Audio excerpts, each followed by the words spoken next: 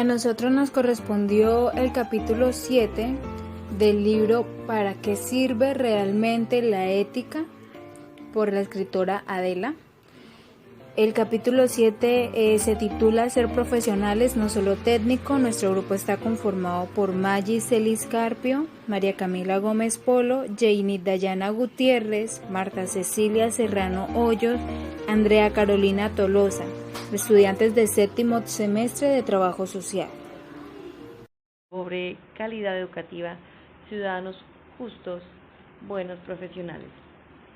En las leyes podemos ver que pretenden siempre mejorar la educación. Hablamos de esta pretensión de mejorar la educación, es mejorarla ¿de qué manera? Con unas metas serían promover la competitividad económica, abriendo puertas a mejores puestos de trabajo calificados, y debe haber un crecimiento en estas oportunidades laborales. Siempre estas metas son para conseguir beneficios cuantificables al Estado o al país. La idea es innovar también con el método científico, unos profesionales técnicos para poder mejorar el futuro, pero no se ha tenido en cuenta en estos temas de una educación, una excelente educación es la humanidad. La humanidad no es prioridad para estas estrategias, para mejorar la educación. Se tiene en cuenta, se habla de una transversalidad, se habla de algo global que se tiene que incluir en estas leyes, pero encontramos una crisis. Hay una crisis en diferentes entidades, en las entidades financieras, en los juzgados, en los tribunales, en los ámbitos políticos, en los medios de comunicación, en los centros de salud, en los centros de enseñanza, en las escuelas, en las universidades. Y esta crisis es cuando vemos un ejemplo en una entidad, por ejemplo, medios de comunicación. Qué fácil dar un ejemplo es, tú no puedes transmitir todo lo que ves, porque solamente te vas a basar en esto que te estoy planteando aquí y de resto debes callar. Entonces estás dejándote llevar por lo que te dice tu jefe y porque a ti por beneficio económico, de porque no quieres perder tu trabajo, pues te quedes ahí. Entonces las normas y el marco de normas y valores quedan a un lado. La idea es educar a un ciudadano justo, donde podamos compartir los diferentes valores morales de una buena sociedad, de una sociedad que es pluralista, que es una sociedad con múltiples culturas, multicultural, que es polifónica, donde hay diferentes voces, donde hay diferentes sentimientos, donde hay subjetividades, donde no nos podemos basar con el método científico y ser solamente unos técnicos, que que ahí podemos recordar en el paradigma positivista que implementó Augusto Comte hace muchos años. Nosotros todavía estamos viviendo como en esos tiempos. La idea es que entre todos podamos formar estos valores de la libertad, donde la libertad es una libertad de voz, de derechos, de oportunidades, una igualdad también de oportunidades, de capacidades básicas, apoyándonos como seres vulnerables, reconocer que somos vulnerables y que necesitamos ayuda por medio del diálogo para poder resolucionar o solucionar conflictos, problemas que se encuentran siempre en el diario vivir.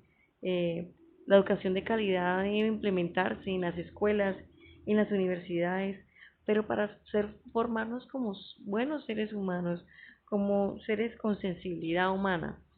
Este es la primera parte de nuestro primer capítulo.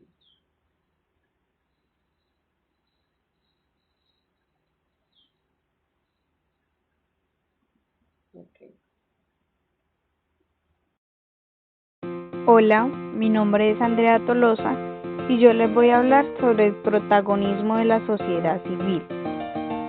Transformar la vida pública desde la acción política fue la gran aspiración de lo que se ha dado a llamar la generación de la democracia, cuyo elocuente subtítulo indica que se trata del nuevo pensamiento filosófico en España, que pretende hacer justicia a la filosofía española en un determinado momento histórico, en el presente y su inminente pasado. Trabajar en el cambio social hacia algo mejor implicaba el espíritu de aquella generación ingresar en un partido político, luchar por conquistar el poder y transformar desde el poder la cosa pública. Solo desde el poder político era posible tratar de llevar adelante proyectos justos y solidarios. Buenas noches, yo soy Camila Gómez y les voy a explicar acerca de la ética de la responsabilidad. Este es el tercer punto del capítulo 7 del libro ¿Para qué sirve realmente la ética?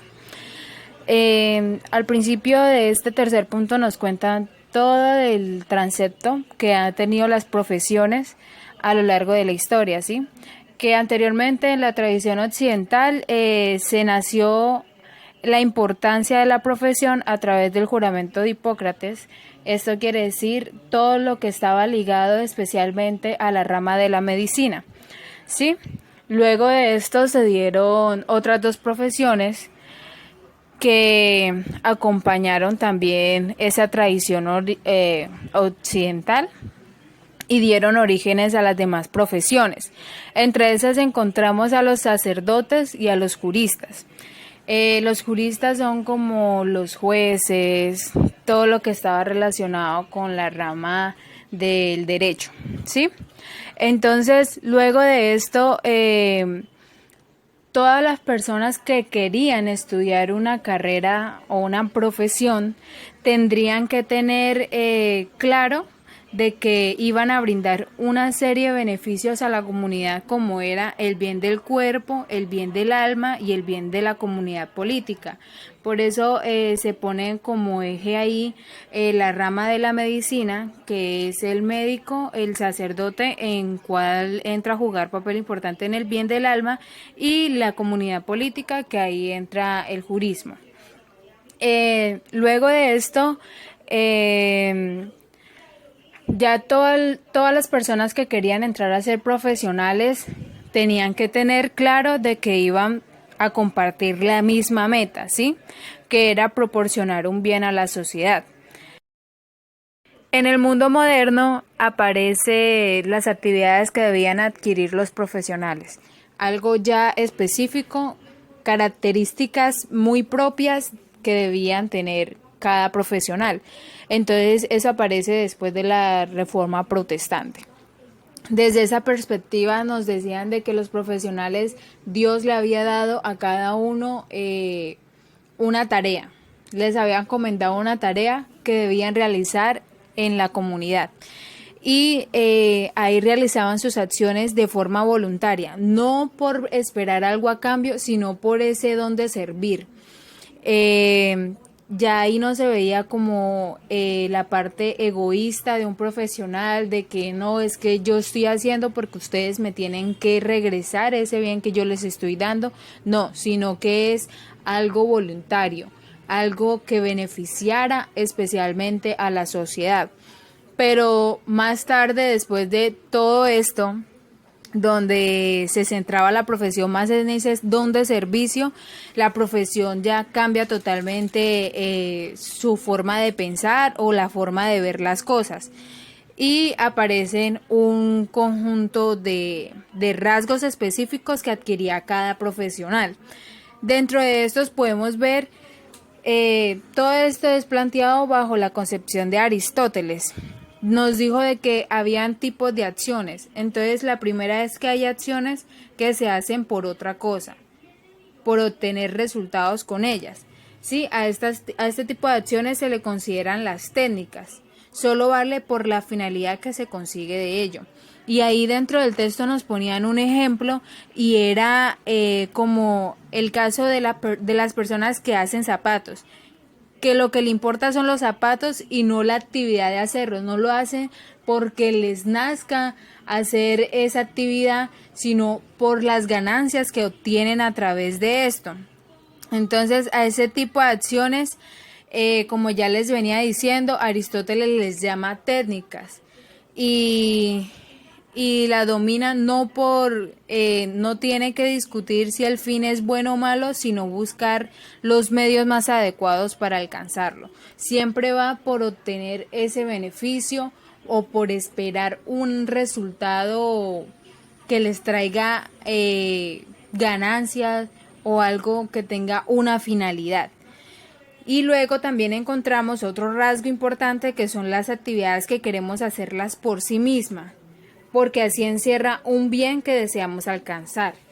Es decir, a este lo considera Aristóteles como la práctica, para distinguirla de las técnicas.